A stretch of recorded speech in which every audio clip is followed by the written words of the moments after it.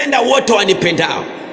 Utajiri na mali na heshima zote ziko kwangu, tena ni utajiri ambao unadumu milele hata na milele. Vizazi na vizazi wataendelea kufurahia maisha. Na ndipo siku ya leo nimekuja kuambia kanisa, utajiri na heshima wote uko kwake Yesu Kristo.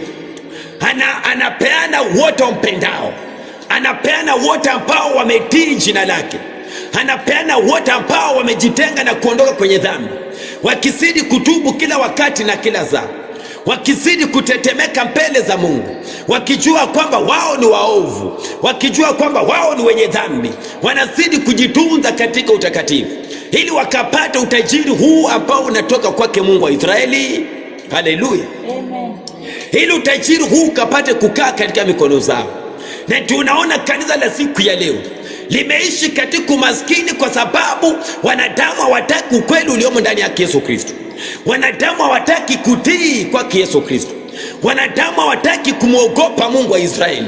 Wanadamu hawataki kutetemeka mbele za Mungu. Yaani wamekuwa na mazoea na dhambi kila wakati, wamekuwa na mazoea na uongo kila wakati, wamekuwa na mazoea na kiburi kila wakati, wamekuwa na mazoea na tabia zile zinazofanya utukufu wa Mungu ukae mbali nasi.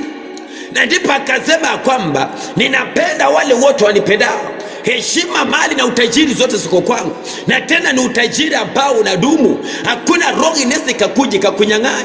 Na ndipo maandiki nasema katika Yohana mlango wake wa 10:28, basi wale wote ambao wako katika mikono zangu, hakuna mtu yeyote ambaye anaweza kanipokonya. Baraka yoyote ambaye Mungu ameka katika mikono zako, hakuna roho ambaye inaweza ikakupokonya.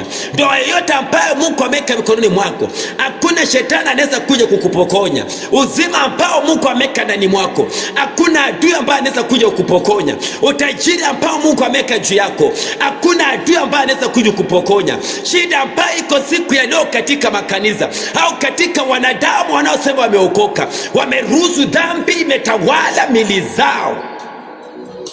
Na tunaona hata wakati ambao Bwana anazungumza na Suleimani akamwambia kwamba ninapenda wote wanipendao. Na sasa tunaona siku ya leo watu wanaendelea kumwabudu Kristo, lakini wamekuwa ni maskini wa hali ya